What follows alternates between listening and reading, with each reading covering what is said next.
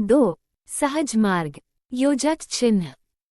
सहज मार्ग के संदर्भ में राजयोग की अपनी प्रणाली के सबसे बड़े आश्चर्य का मैं आज खुलासा कर रहा हूँ।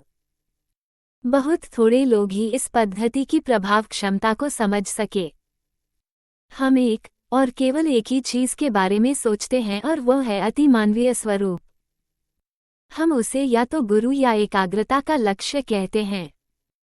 हम एक ही विचार रखते हैं और वह है किसी विभूति का अति मानवीय रूप, और शीघ्र ही हमें उस रूप से इतना अधिक लगाव हो जाता है कि अन्य चीजें गौण दिखाई देने लगती हैं। हम सिर्फ उसी चीज को महत्व देते हैं। यदि पंप द्वारा हम किसी नाली में पानी भरें तो वह कुछ हद तक अपने आप अपनी ही शक्ति से बहेगा और साथ ही हत्थे के सिरे पर लगे यंत्र से इसे और सहायता मिलेगी। इसी प्रकार विचार की धारा से जुड़े हुए हम परमात्मा की राह पर आगे बढ़ते हैं और अपनी इच्छा शक्ति को इसके हत्थे के सिरे से यानी आरंभ बिंदु पर लगाते हैं। इच्छा शक्ति व्यक्ति के मन से आती है जो हमारा मार्ग उजागर करती है।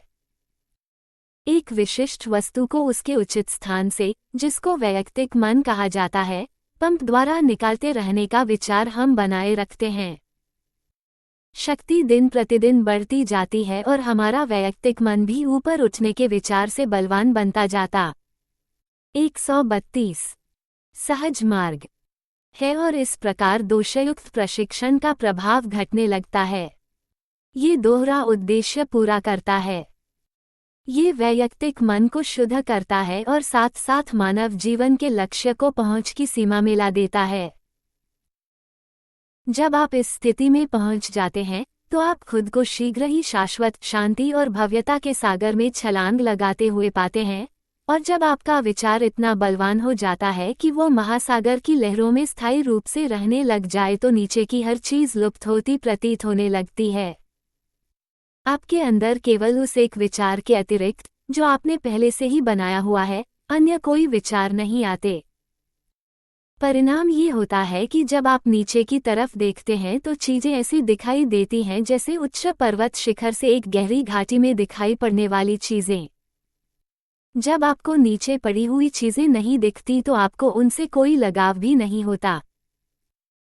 कालांतर में लक्ष्य आंखों को बिल्कुल स्पष्ट दिखाई देने लगता है और जिस चीज को आपने अपना वास्तविक और बिल्कुल सही लक्ष्य बनाया है, उसके अतिरिक्त वहां और कुछ बाकी नहीं रह जाता।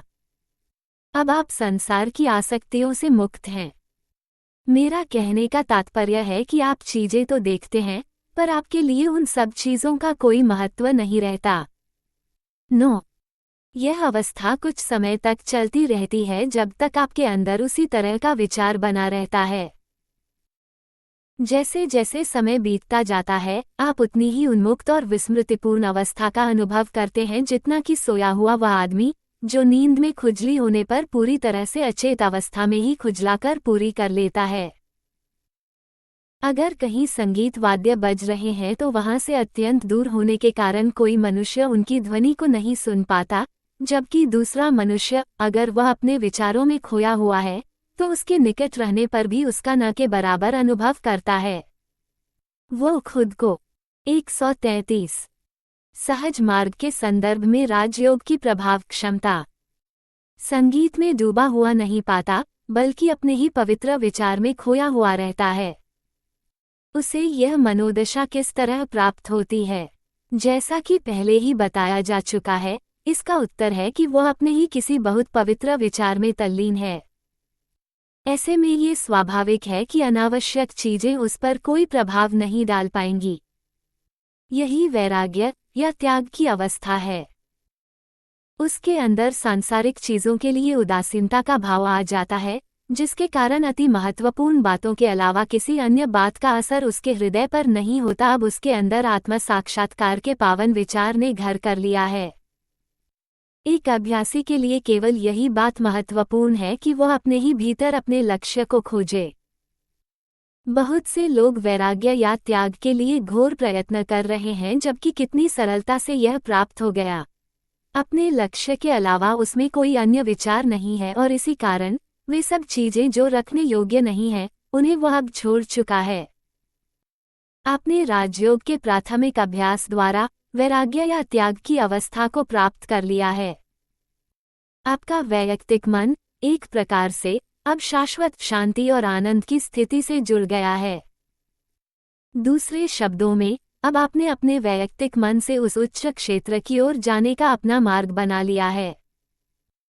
सर्वशक्तिमान के क्षेत्र की शांति की सौम्य लहरें सीधे उसकी वैयक्तिक मन की ओर प्रवाहित होने लगती हैं और इस प्रकार कालांतर में आप उससे एकाकार हो जाते हैं।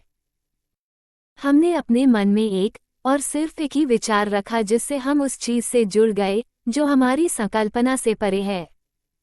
अब हमारे हृदय में महानता का विचार है। सहज ही हम खुद को उसका एक भाग या उसकी तुलना में खुद को एक तुच्छ चीज समझने लगते हैं। हम यह बारंबार करते हैं।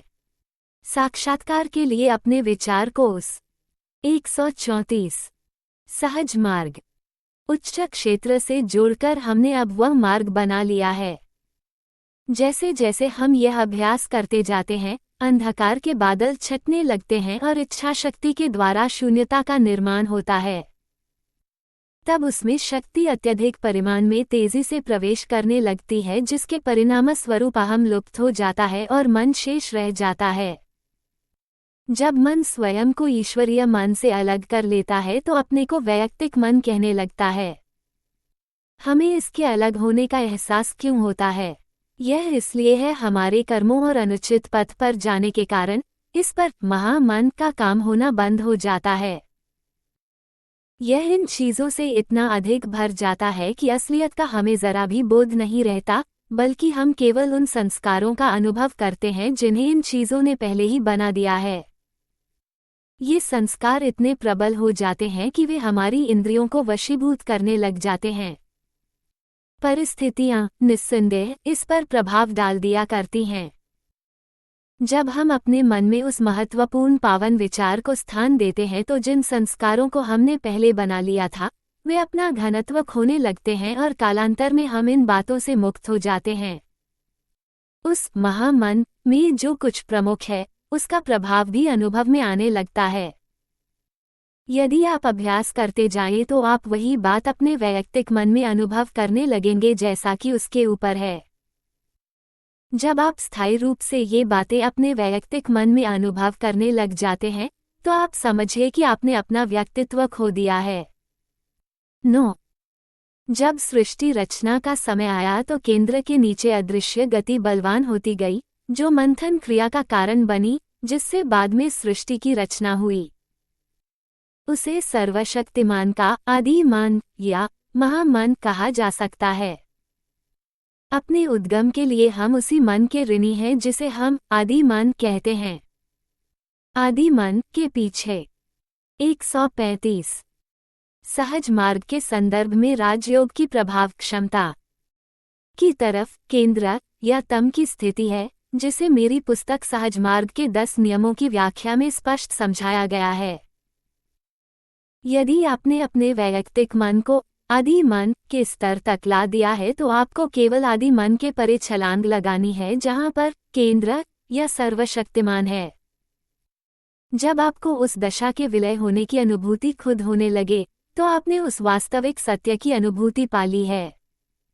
वहां आप आगे और आगे तैरते ही जाते हैं। कोई उसके अंत को नहीं जानता। जब आप में ये दशा उतर आती है तो आपको सर्वत्र सादगी, सरलता और शांति का अनुभव होता है। जब आप उस स्थिति में निरंतर रहने लगते हैं तो ये तीनों बातें भी गायब होने लगती हैं। इसका अर्थ ये हुआ कि इन चीजों तक का भी आपके अंदर कोई संस्कार नहीं रहता। एकत्व ही अब राज्य कर रहा है। यही स्थिति हम अपने प्राथमिक अभ्यास से प्राप्त करते हैं। इस प्रणाली की प्रभाव क्षमता को पहचानिए और कार्य में जुट जाइए। 1. योजक चिन्ह। हम प्रायः प्रकट रूप से मानव आकृति पर ध्यान करने पर जोर देते हैं। शायद आलोचक इसे आध्यात्मिक भावनाओं के प्रति घातक मानेंगे। बात ऐसी नहीं है, बशर्ते जिस व्यक्ति का ध्यान किया जाए वह विशिष्ट प्रतिभा का हो, निराकार पराशक्ति से आध्यात्मिक प्रशिक्षण हेतु अवतरित हुआ हो, या जिसने उच्चतम आत्म प्रयास द्वारा इसके लिए आवश्यक विकास का आध्यात्मिक स्तर प्राप्त कर लिया हो। हम अपने गुरुदेव फतेहगढ़ छोटाऊ प्र के समर्थ गुरु महात्मा श्री रामचंद्र जी महाराज का उदाहरण लेते हैं। ये बात शीघ्र ही प्रकाश में आ जाएगी और युग युग तक पूरी दुनिया उनका स्मरण करती रहेगी। वे प्रकृति में लय थे। यदि हम ऐसी महान आत्मा का ध्यान करें तो जो सार हम खोज रहे हैं अपने आप आ जाएगा। गणित के आधार पर यदि क ख के बराबर है और ग क के बराबर हो जाए तो आखिरकार ग ख के बराबर हो जाता है।